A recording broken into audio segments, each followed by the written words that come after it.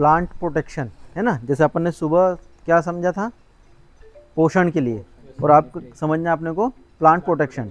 Plant protection मतलब जो कीट लगते हैं, है ना, उन कीटों से हम अपनी फसलों को कैसे बचा सकते हैं। उसमें आपने देखा होगा 2 प्रकार के कीट लगते हैं। एक होता है जो रस चूसने का काम करते हैं, जैसे सफ़ेद मक्खी, थ्रिप्स, है ना, माहू, है ना, ये ऐसे कीट हैं जो रस चूसने का काम करते हैं। और एक प्रकार के कीट होते हैं जो पत्तियों को खाने का काम करते हैं, है ना, पत्तियों को खाने का काम करते हैं, पोट को खाने का काम करते हैं, जैसे चने की इल्ली, है ना। या फिर अपन बोले कि जो मूंग ये अपनी ये है अरहर, उसकी पोट बोरर, है ना, स्टेम फ्लाई, है ना, या स्टेम बोरर, है ना, ये जो कीट है, इल्लियाँ हैं, ये खाने का काम करती। तो आज हम ऐसे कीट जो कि चूसने का काम कर रहे हैं, रस चूसने वाला काम कर रहे हैं, थ्रिप्स, माहू, है ना, वाइट फ्लाई, उनको किस प्रकार से कंट्रोल कर सकते हैं, उसके लिए सबसे जो आसान तरीका है और जो लगभग नहीं के बराबर उसमें कुछ लागत है ना, उसके लिए हम कुछ जो सामग्री चाहिए, उसमें सबसे महत्वपूर्ण है गौमूत्र, है ना। गौमूत्र क्या है, वो एसिड प्रवृत्ति का रहता है, ठीक। एसिड प्रवृत्ति का होने के कारण कोई भी उसमें तीखी गंध आती है, जिसके कारण वो कीट वहाँ से भाग जाएंगे। उसी प्रकार होता है गोबर, ठीक। गोबर इसलिए यूज़ करते हैं क्योंकि जो हम ये नीम के पत्ते डालेंगे, है ना, तो उसको जल्दी डिकम्पोज करेगा, ताकि हमारा जो नीम अस्त्र है वो जल्दी बन के तैयार हो जाए। और तीसरी और महत्वपूर्ण चीज़ है नीम के पत्ते। अगर हमारे पास निमोली हो तो और भी अच्छा है, नहीं तो 10 किलो नीम के पत्ते, है ना, और अगर निमोली है तो 5 किलो नीम के पत्ते और 5 किलो निमोली, इसको ले।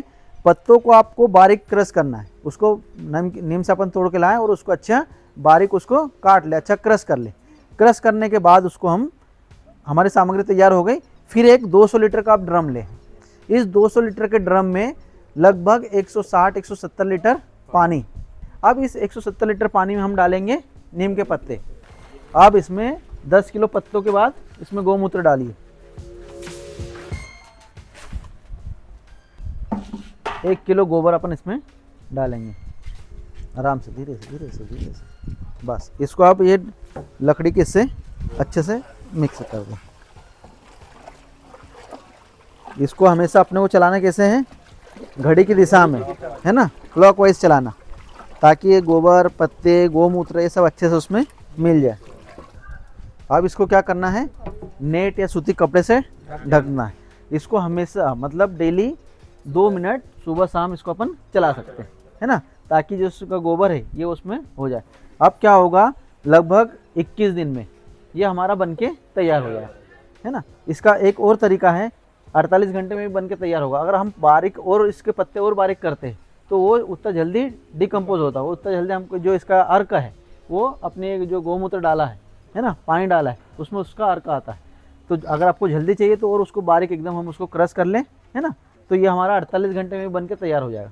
तैयार होने के बाद इसको हम अच्छे से छान लेंगे, है ना। और छानने के बाद इसको जैसे हमने 200 लीटर बना के तैयार किया तो 1 एकड़ के लिए बन के तैयार हो जाएगा, है ना। तो ये 1 एकड़ के लिए तैयार है। इसमें हमने पहले से ही पानी मिलाया है, तो अब अलग से अपने को पानी नहीं मिलाना है ना। इसको छानो और छानने के बाद हम अपने खेत में इसका डायरेक्ट स्प्रे कर सकते हैं।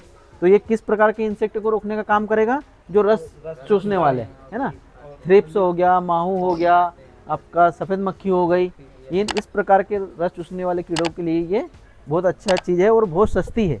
आसानी इसको हम बना सकते हैं और अपने खेतों में उपयोग कर सकते हैं।